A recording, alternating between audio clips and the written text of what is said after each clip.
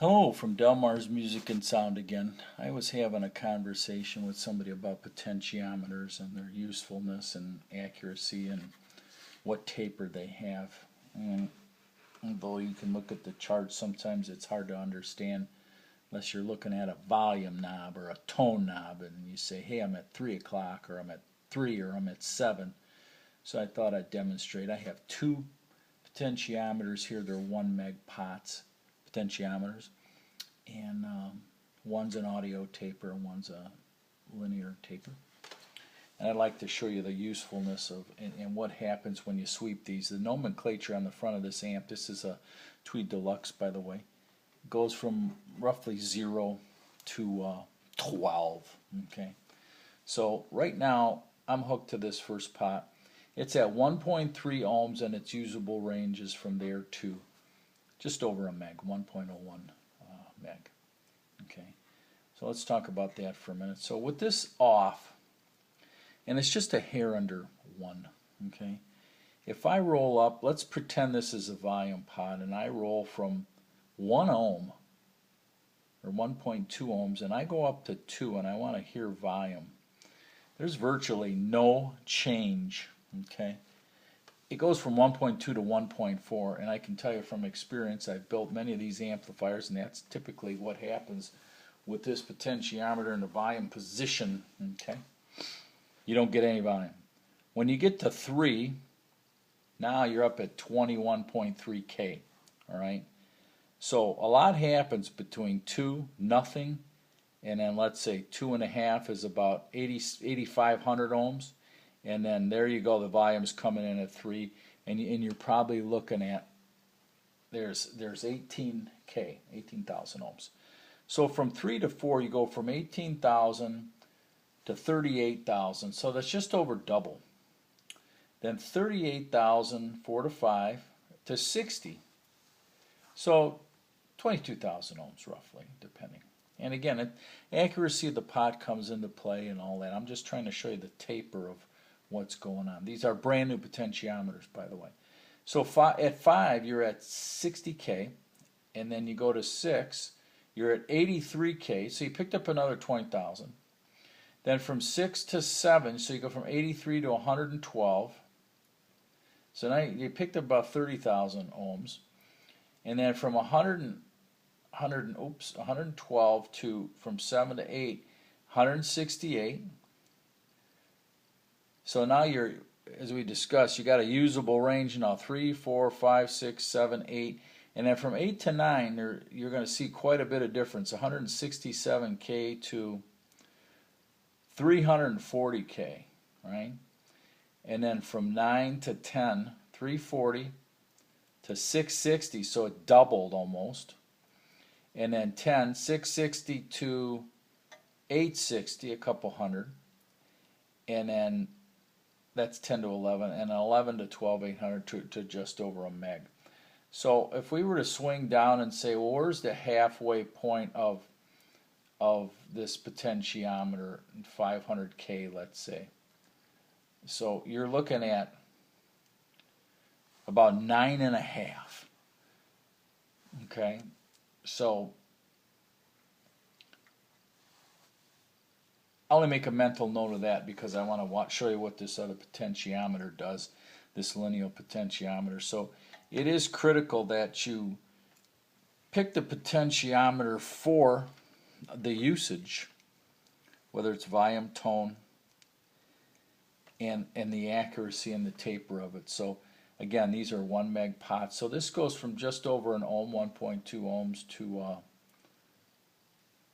996,000, just under a meg.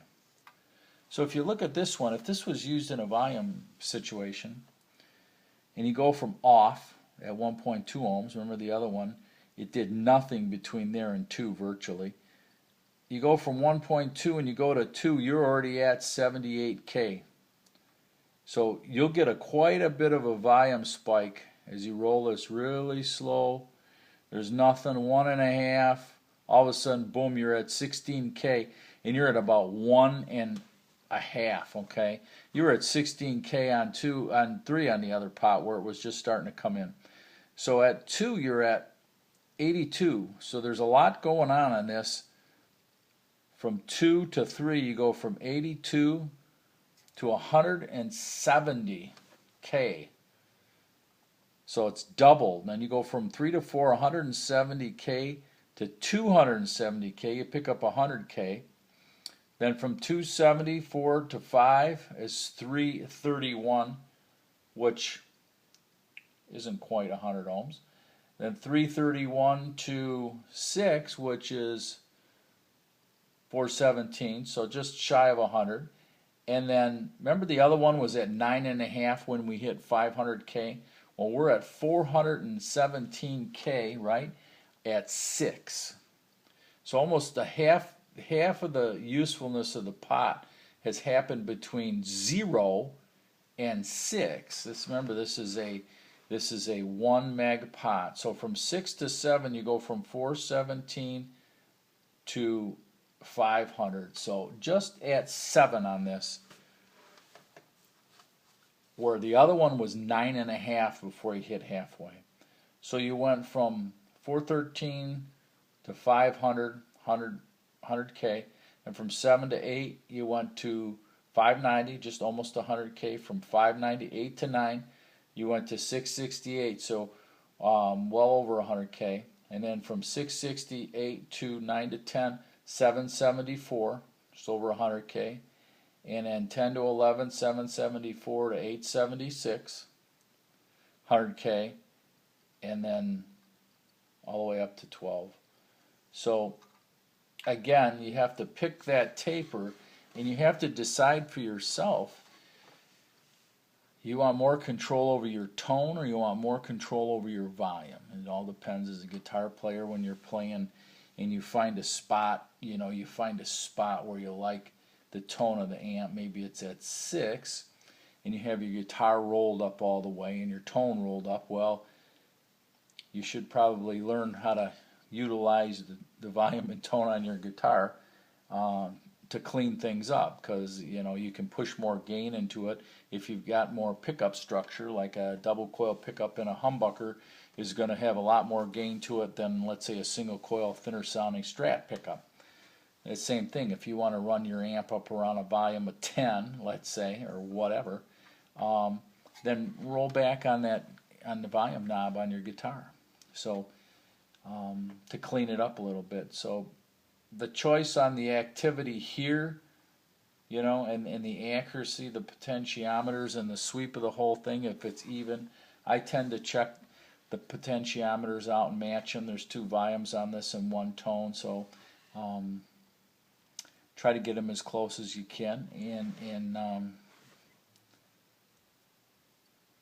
for what the customer wants. Again, if you're on this potentiometer here, the analog, nothing's going on until you hit 3, and then your usefulness to 5K was right around 9.5.